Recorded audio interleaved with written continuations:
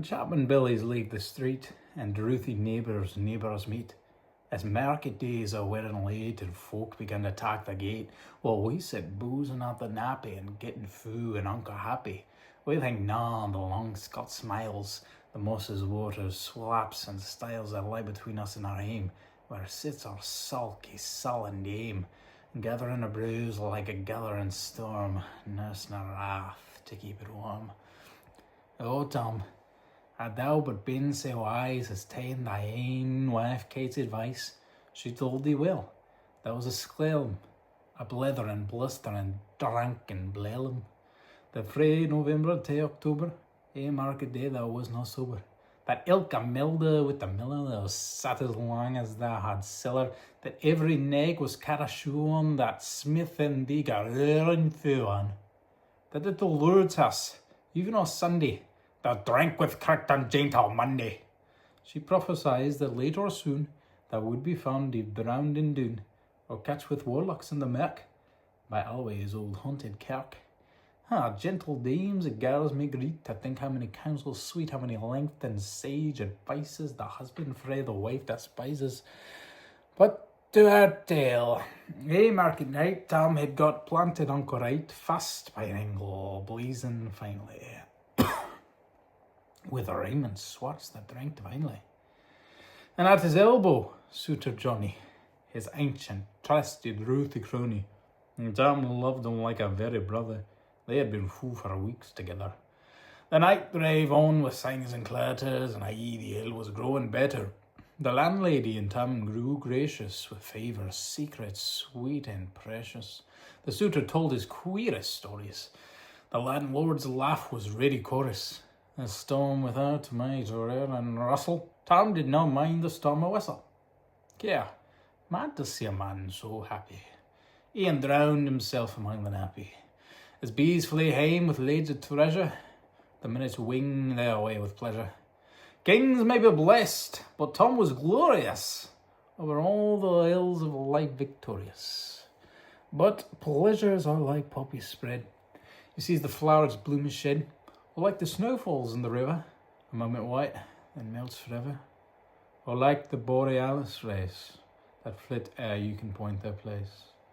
Or like the rainbow's lovely form, vanishing amidst the storm. A man can tether time nor tide. The hour approaches, Tom moon ride. That hour on night's black arch, the keystone, that dreary hour, he mounts his beast and second night he takes the road in, as ne'er poor sinner was abroad in. The wind blew as 'twad blown at last, the rattling showers rose on the blast, the speedy gleams the darkness swallowed, loud, deep and lang the thunder bellowed. That night a child might understand, the deer had business on his hand. Wheel mounted on his grey mare Meg, a better never lifted leg, Tom scalped on through dub and mire, despising wind and rain and fire, whilst hoisting fast his good blue bonnet, whilst crooning o'er some old Scots sonnet, while glaring round with prudent cares, lest bogles catch him unawares. Kirkalloway was drawn nigh, where guests and hoolets neckly cry. And by this time he was crossed the ford, where on the snow the chapmen smored, and past the birks and Meeklestane, where drunken Charlie bracks neck been, and through the winds and by the cairn, where hunters fan the mettered bairn, and near that turn aboon the well, where Mango's mother hanged hersel. Before him Dean poured all his floods. The doubling storm roars through the woods. The lightnings flash from pole to pole. Near and more near the thunders roll, when, glimmering through the groaning trees, Kirkalloway seemed in a blaze. Though ilk aboard the beams were glancing, and loud resounded mirth and dancing. Inspiring bold John Barleycorn, what dangers thou canst make us scorn. We're tipping we fear nae evil, we're scabar, we'll face the devil. The swats are rimmed in Tommy's knottle, fair play, he can nae deals a boddle. Where Maggie stood right sair astonished, till by the heel and hand admonished, she ventured forward on the light, and wow, Tom saw an unco sight. A warlocks and witches and a dance. Ne cotillon, brand new fra France. but hornpipes, jigs, strathspeys, and reels put life and metal in their heels. A winnock bunker in the east, there's sat old Nick, in shape a beast. A towsy tyke, black, grim and large, to give the music was his charge. He screwed the pipes and gat them skittle, till roof and rafters all did dirl. Coffins stood round like open presses that showed the dead in the last dresses, and by some devilish conscience light, each in its cold hand held a light, by which heroic Tom was able to note upon the Haley table a murderer's banes and gibbet ends, twaspan languee on Christian bairns.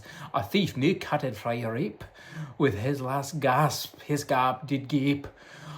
5 tomahawks were blood-red rusted, 5 scimitars were murder crusted, a garter which a babe had strangled, a knife a father's throat had mangled, whom his ain son of life bereft, the grey hairs yet stark to the heft, with mere horrible and awful, which even to name would be unlawful.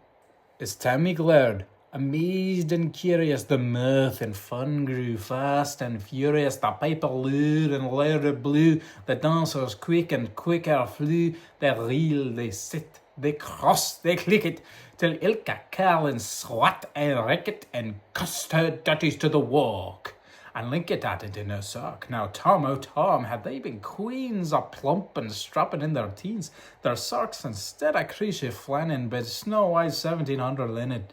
The bricks of mine, my only pair, their aunts were plush, a good blue hair. I would have given them off my herdies for a blink of the burny birdies.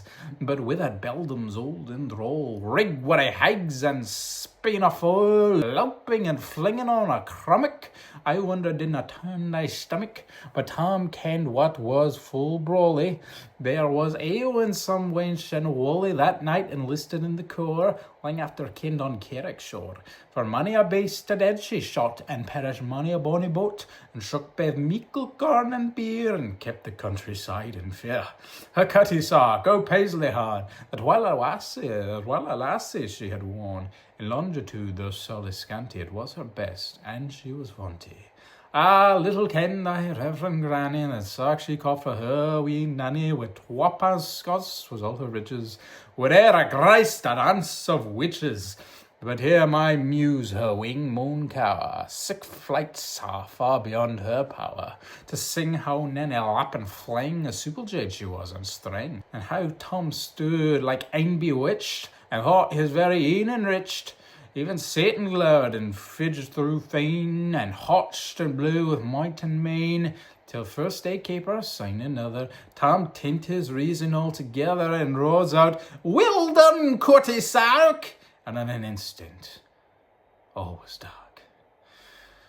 And scarcely had he Maggie rallied, when out the hellish legion sallied, as bees buzz out with angry fight, when plundering herds assail their bike, as open pussy's mortal foes, when pop she starts before their nose, as eager runs the market crowd, when catch the thief resounds aloud, so Maggie runs, the witches follow, where many an eldritch screech and hollow.